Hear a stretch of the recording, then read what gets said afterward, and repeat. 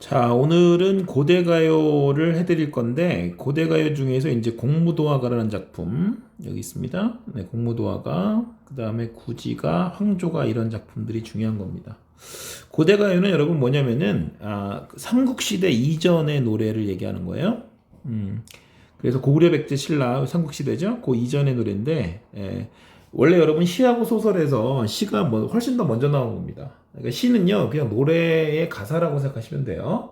소설은 여러분 우리나라 같은 경우는 조선시대 그 세조 때 김시습의 금오신화가 첫 작품이기 때문에 상당히 뒤늦게 나온 것이고, 시는 그 전부터 뭐 사람들이 자연적으로 이렇게 노래를 부르게 되잖아요. 근데 그런 것들, 그 가사가 바로 시가 됐다 이렇게 생각하시면 됩니다. 그래서 고대가요에서는 이제 여기 보면은 집단적 서정가요가 있고 개인적 서정가요가 있는데, 여기 보면은 이제 구지가라든가 아니면 해가라는 작품들이 집단적인 서정가요고, 그 다음에 고구려 이대왕이죠. 황조가, 유리왕의 황조가라든가 아니면은 백수광부의 아내가 지었던 공무도화가, 이런 작품들이 이제 개인적 서정가요에 속한다 이렇게 보시면 되고요.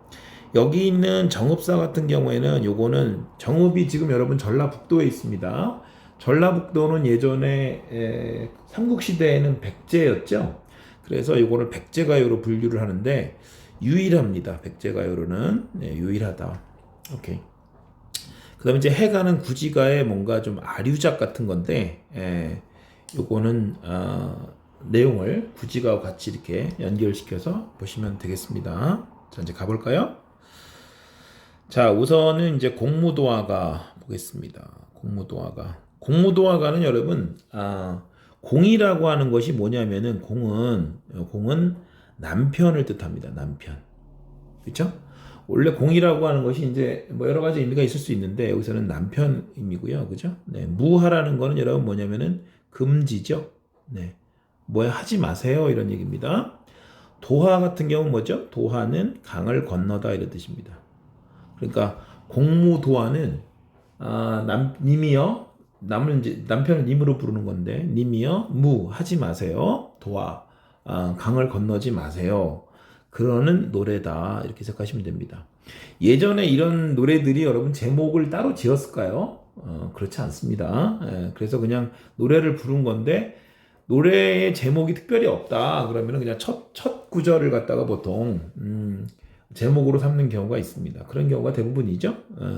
그다음에 뭐 우리 시조도 그렇고, 서양 같은 경우에는 오페라 아리아도 마찬가지예요. 오페라 아리아가 특별한 제목이 없습니다. 그러면은 앞에 부분이 이제 그죠? 제목이 된다 이렇게 생각하시면 됩니다.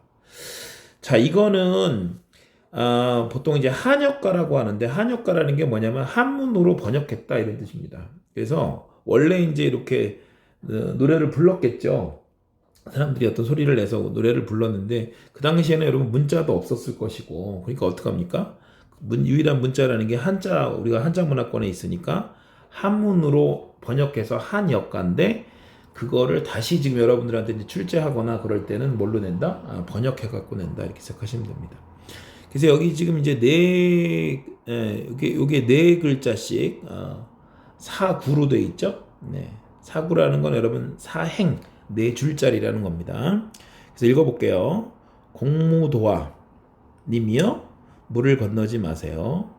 공경도화 님은, 경은 여기서 이제 그의, 우리가 왜 하지 말라고 뭔가를 만류할 때 기어코 할 때 있잖아요. 그거를 그의라고 하는데, 님은 그의 또는 끝내 그 물을 건너셨다. 타는 여러분 우리가 타락한다 그러는데 타가 떨어진다는 거거든요. 그래서 타하, 물에 떨어져서 이는 이제 여러분 이제 그리고 또는 그러나 두 가지로 해석할 수 있는데, 여기서는 이제 물에 떨어져서 죽었다. 그래서 물에 빠져서 돌아가시니 당내 공하, 가신님을 어찌할 것인가. 그러니까 나는 어쩌란 말이냐 이런 뜻입니다.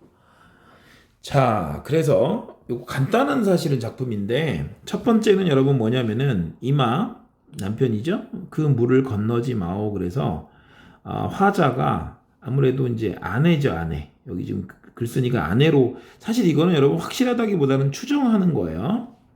그럼 백수광부라고 하는 건 뭐냐? 백수는 여러분 머리가 하얗다는 뜻이고, 광부는 미친 남편이란 뜻이에요, 원래. 미친 남자 또는 미친 남편이죠.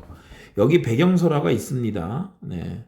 고조선에 뱃사공이 있는 광리자고라는 사람이 있었는데 이 사람이 이제 일찍 일어나서 배를 저어 갑니다. 그런데 여기서 백수광부가 술병을 들고 강물을 가로질러서 건너고 있었대요. 그래서 이제 아내가 뒤따르면서 말렸습니다. 그렇게 하지 말아라고 말렸는데 끝내 물에 빠져 죽었다. 그러자 아내는 강가에서 공후는 뭐라고 얘기하면 기타 같은 악기다 이렇게 생각하시면 돼요. 네, 공후에 맞춰서 노래를 부르며 통곡을 하는데 이 노래가 공무도화가고 이 악곡명을 갖다가 이제 공후인이라고 한다 이렇게 돼 있는데 악곡명이라고 하는 건 뭐냐면 우리가 여러분 그 베토벤의 피아노 협주곡 5번이 제목이 황제거든요. 나폴레옹을 이제 그 모델로 해가지고 쓴 작품인데, 그러니까 이 황제라는 작품을 황제로 부를 수도 있고, 베토벤의 피아노 협주곡 5번이다 이렇게 할 수도 있는데, 그 공무도화가는 황제에 해당되는 거고요. 공후인은 피아노 협주곡 5번이다 이렇게 여러분 이해하시면 돼요. 그러니까 피아노로 협주해서 연주해라 그런 얘기입니다. 오케이? 자, 그래서 악곡명은 공후인이다. 좋아. 그래서 여기서는 이제 뭐냐면은 남편이 물에 빠져 죽었고 그것으로 인해 갖고 당연히 화자는 슬픔이 있었겠죠. 그런데 물에 빠져 죽은 거 다시 뭐 부활시키거나 그럴 수 없으니까 여기서 이제 체념을 하는 그런 태도가 이제 중요한 건데 첫 번째는 화자가 만류했습니다. 그렇게 하지 말라고. 근데 님은 끝내 그 물을 건너셨습니다. 하지 말라는 걸 했죠. 그래서 물에 빠져서 죽었습니다. 그렇죠? 그래서 가시님을 어이할고 그래서 슬픔을 느끼고 체념을 그죠? 네. 했다 이런 얘기인데 체념은 되게 중요하죠. 원래 여러분 그 시를 갖다가 우리가 해석을 할 때 시적 화자의 상황이 제일 중요하고 그 다음에 정서 중요하고 그 다음에 화자가 어떤 태도를 보이는가가 되게 중요합니다. 이게 시험의 포인트예요, 여러분. 시적 화자의 상황, 시적 화자의 정서, 시적 화자의 태도가 제일 중요한 세 가지거든요. 학교에서 선생님들이 이걸 강조를 안 하십니다. 학원에서도 보통 그런 분들이 많은데 사실은 학생들이 그래서 시를 이해할 때 일정한 틀이 없기 때문에 어려워하는 거거든요. 네, 그래서 여기 지금 보면 임을 잃은 슬픔과 체념 굉장히 중요하다. 오케이. 자, 그 다음에 이제 뭐를 봐야 되냐면 시어를 봐야 되겠죠. 네, 시어는 여기서 뭐가 중요하냐면 물이 당연히 중요하죠, 여러분. 물. 첫 번째 물이 있죠. 두 번째도 물이 있습니다. 세 번째 물이 있어요. 알겠습니까? 네. 그래서 첫 번째 물은 여러분 물을 건너지 말라는 거에서 물이 이렇게 가득 차 있는 상황이잖아. 찰랑찰랑 차 있으면은 그게 뭐냐면 사랑을 의미하는 거예요. 그죠? 충만한 사랑을 의미하죠. 충만한 사랑. 오케이? 충만한 사랑을 의미하고 이 첫 번째는 오케이 충만한 사랑. 물이 차 있으니까. 두 번째 물은 여러분 뭡니까? 두 번째 물은 물을 건넜잖아요. 그래서 뭐를 의미한다? 이거는 이별을 의미한다. 이별. 세 번째 물은 당연히 뭐야? 죽음을 의미한다 이거지. 그래서 시험 문제가 나오면 이 물의 차이가 뭐냐? 이런 걸 물을 수가 있겠죠? 첫 번째가 뭐라고? 사랑. 두 번째가 이별. 세 번째가 죽음이다. 그래서 물을 건너지 말라는 거는 사실은 이제 문학적으로 해석을 하게 되면 우리의 사랑을 깨지 마세요. 우리의 충만한 사랑을 깨지 마세요. 이렇게 볼 수가 있는 겁니다. 그래서 중요한 그 출제 포인트는 뭐다? 만류. 그 다음에 님은 그에 건넜고 그걸로 인해 갖고 여러분 네, 죽음. 그죠? 네. 그리고 화자는 체념 이렇게 정리하시면 됩니다. 오케이? 자, 그리고 이제 여기서 선생님이 이렇게 정리를 해놨습니다. 그래서 여기 지금 보시면 요거를 여러분 읽는 것 자체가 엄청난 공부가 돼요. 그죠? 네, 엄청난 공부가 된다고. 자, 보시면 개인적인 서정시입니다. 이거는 집단 서사시가 아니고요. 개인적 서정시라는 거. 그 다음에 곡조명이 공후입니다. 그 다음에 여성적인 목소리다. 이거죠? 당연히 화자가 아내니까 여성적인 목소리가 있을 것이고 한의 정서가 되게 중요한 포인트. 그 다음에 문헌상 가장 오래됐어. 그죠? 네. 그래서 서정사, 거서가요다. 배경설화가 있죠. 광리자고의 설화가 있고 아내 여옥이 또 이 얘기를 듣고 울면서 공후를 탔다. 이런 얘기가 있으니까 배경설화 여러분 읽어보시고요. 그 다음에 이제 이것은 문학사적으로는 집단서사시에서 개인 서정시로 넘어가는 과도기의 작품이다. 중간 부분의 작품이다. 이런 문학사적 의의가 있다는 거고요. 그 다음에 비장미.